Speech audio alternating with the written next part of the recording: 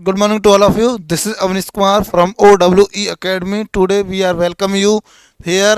Just I will start your chapter that is Dust of Snow. जैसा कि बेटा आपको देखकर पता चलता है कि एक चैप्टर आपका क्लास टेंथ के लिए चैप्टर का नाम है डस्ट ऑफ स्नो। बेटा इस चैप्टर का जो सेंट्रल आइडिया है वो हर साल पूछा जाता है। क्या कहा बेटा मैंने, जो इस चैप्टर का सेंट्रल आइडिया है it always ask in board exams. I want that you should complete this chapter with central idea. तो बेटा मैं सोच रहा हूँ कि इस वाले चैप्टर को आपको करा दिया जाए, क्यों बेटा पेपर में ये 101% आएगा। तो देखो बेटा ये मेरा चैप्टर है डस्ट ऑफ स्नो। क्या कहा बेटा मैंने, ये मेरा कौन सा चैप्टर है, डस्ट ऑफ स्नो। बेटा मैं क्लियर कह सकता हूँ बहुत ही जेन्युइन लैंग्वेज में से लिख के लेके आया हूँ और आपको एक बार ही करने में इसको अच्छे से समझ में आ जाएगा। चैप्टर का नाम है डस्ट ऑफ स्नो। स्नो जानते हो, पहले एक एक चीज को क्लियर करते हैं। स्नो जानते हो, स्नो किसे कहते हैं? स्नो कहते हैं बेटा, आप लोग देखिए स्नो रेन, जो बर्फबारी पड़ती है ना कश्मीर में इस टाइम जो पड़ रही है, थोड़ी थोड़ी बरसात का पड़ना, बारिश का पड़ना, किसका, लेकिन बर्फ का, उसे कहते हैं बेटा डस्ट ऑफ स्नो। स्नो कहते हैं धूल के कण, लेकिन यहाँ पे धूल के कण के लिए नहीं हो रहा, इसने यहाँ पे हो रहा बर्फ के कण के लिए। चलो बेटा this is composed by Robert Frost. बेटा ये रॉबर्ट फ्रॉस्ट के द्वारा कंपोज की गई है। नाम को बेटा कैसे याद करोगे, मैं तुम्हें ट्रिक बता देता हूँ। रोबोट को, ये रोबोट दिख रहा है आपको, रोबोट, इसे आप ऐसे याद कर लो, ये हमने रोबोट की तरह लिखा है। क्या क्या बेटा, हमने एक रोबोट बनाया है। रोबोट का काम क्या है, डस्ट ऑफ स्नो, डस्ट को साफ करने का। आपको पता है चिट्ठी याद है आपको, चिट्ठी, चिट्ठी क्या काम करता था, घर की सफाई करता था, सब कामों को करता था। तो इसी तरह बेटा एक रोबोट नाम का एक बंदा था, उसने क्या किया, डस्ट ऑफ स्नो, याद हो गया, रॉबर्ट फ्रॉस्ट। एक बार रिपीट कीजिए, रॉबर्ट फ्रॉस्ट, उसने क्या काम किया था, डस्ट ऑफ स्नो नाम की एक पोयम लिखी थी। Is that clear?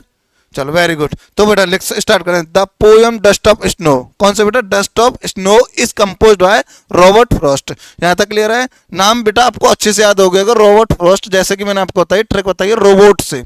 In the poem, क्या बोला, इस पोयम में, दिस माने होता है इस पोयम में क्या होता है, the poet was sad mood. जो पोइट था बेटा वो कैसा था, सैड मूड में था, बहुत ही ज्यादा दुखी मूड में था।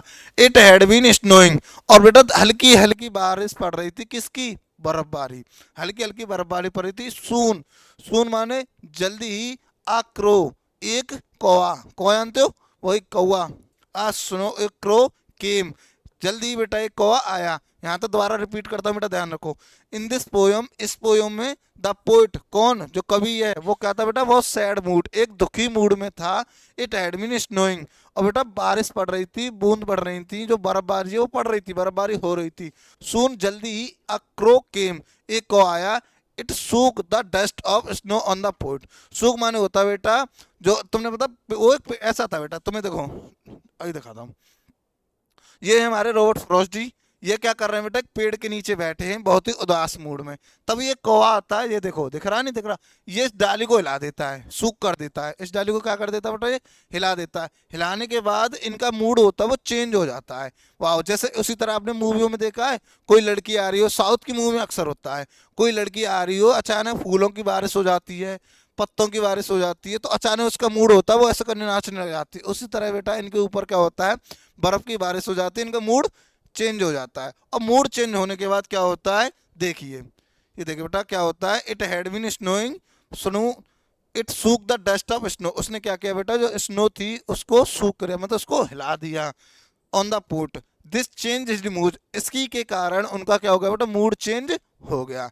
इट रिप्रेजेंट, यह बेटा रिप्रेजेंट मानो तो प्रदर्शन करना, क्या होता है बेटा, रिप्रेजेंट, प्रदर्शन करना। प्रदर्शन करना बोले तो यह रिप्रेजेंट करती है किस चीज को, इट रिप्रेजेंट अ मूवमेंट, एक क्षण, एक क्षण, क्षण जानते हो बेटा, पल, छल, that some simple but has large significance in out life, हमारी लाइफ में बहुत कुछ महत्वपूर्ण होता है। क्या कहा बेटा, हमारी लाइफ में बहुत कुछ महत्वपूर्ण होता है। वी फेस, वी माने बेटा हम, फेस माने सामना करते हैं, हम सामना करते हैं, बोथ, बोथ मतलब दोनों, सौरो माने दुख, एंड हैप्पीनेस, दुख का और खुशी का, क्या करते हैं बेटा हम, वी माने हम सामना करते हैं, दुख और खुशी का सामना करते हैं। एवरीवन शुड बी होपफुल, हर किसी को, एवरी माने हर किसी को, शुड माने चाहिए, बी माने होना, हर किसी को होना चाहिए, होपफुल माने एक उम्मीद में, एक आशा में, क्या कहा बेटा, आशा में। Is that clear? मुझे बताओ बेटा समझ में आ रहा नहीं आ रहा, कमेंट सेक्शन में बताइए। एवरीवन शुड बी होपफुल, हर किसी को उम्मीद में रहना चाहिए, आशा में होना चाहिए। फॉर बेटरमेंट, बेटरमेंट का मतलब होता है बेटा एक अच्छे की तलाश में। क्या कहा, अब जो चल रहा है उसकी तलाश में। जरूरी नहीं बेटा आज आपका जो दिन खराब है कल आपका दिन अच्छा नहीं आएगा।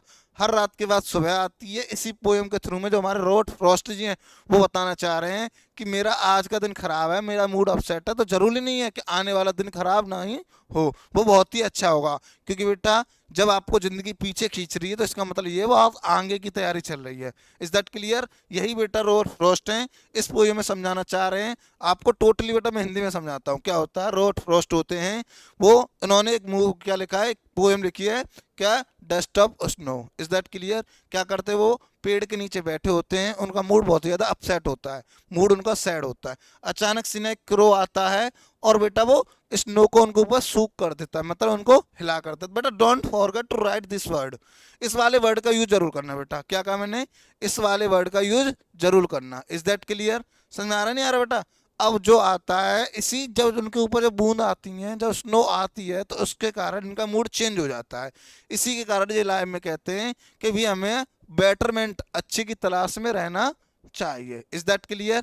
चलो बेटा, thank you so much for watching my video. Welcome back to our OEE academy. अगर आपको अच्छी लगी हो बेटा, one by one I will clear all your central ideas of class 10th as well as class 12th। For subscribe more for such as videos. Thank you so much. Keep studying and watching.